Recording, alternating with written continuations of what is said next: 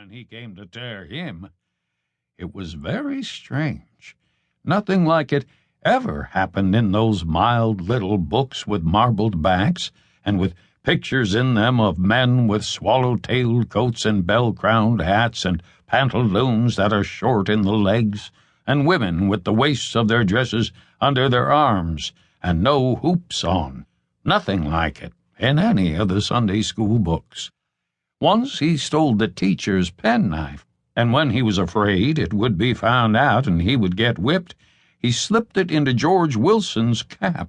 Poor Widow Wilson's son, the moral boy, the good little boy of the village who always obeyed his mother and never told an untruth and was fond of his lessons and infatuated with Sunday school. And when the knife dropped from the cap, and poor George hung his head and blushed as if in conscious guilt, and the grieved teacher charged the theft upon him, and was just in the very act of bringing the switch down upon his trembling shoulders, a white-haired, improbable justice of the peace did not suddenly appear in their midst, and strike an attitude and say, "Spare this noble boy, there stands the cowering culprit. I was passing the school door at recess, and, unseen myself, I saw the theft committed." And then Jim didn't get whaled, and the venerable justice didn't read the tearful school a homily and take George by the hand and say such boy deserved to be exalted, and then tell him come and make his home with him, and sweep out the office, and make fires, and run errands, and chop wood, and study law, and help his wife do household labors, and have all the balance of the time to play, and get 40 cents a month, and be happy. Now, it would have happened that way in the books, but didn't happen that way to Jim. No meddling old clam of a justice dropped in to make trouble, and so the model boy George got thrashed, and Jim was glad of it, because, Jim hated moral boys. Jim said he was down on them milksops. Such was the coarse language of this bad, neglected boy.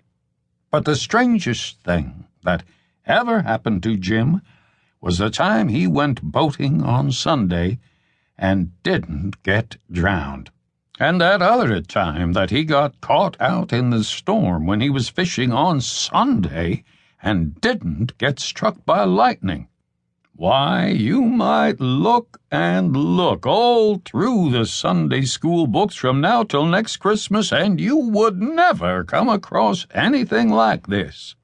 Oh, no.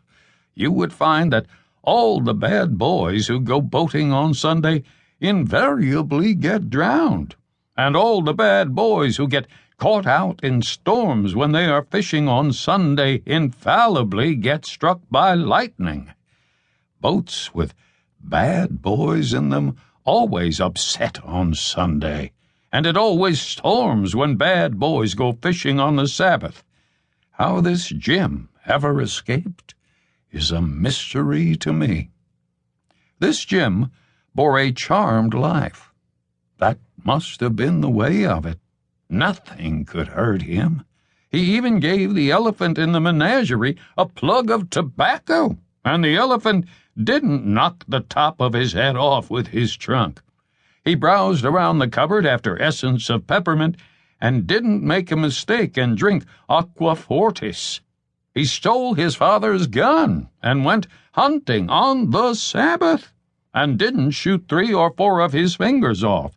He struck his little sister on the temple with his fist when he was angry, and she didn't linger in pain through long summer days and die with sweet words of forgiveness upon her lips that redoubled the anguish of his breaking heart. No, she got over it. He ran off and went to sea at last, and didn't come back and find himself sad and alone in the world, his loved ones sleeping in the quiet churchyard.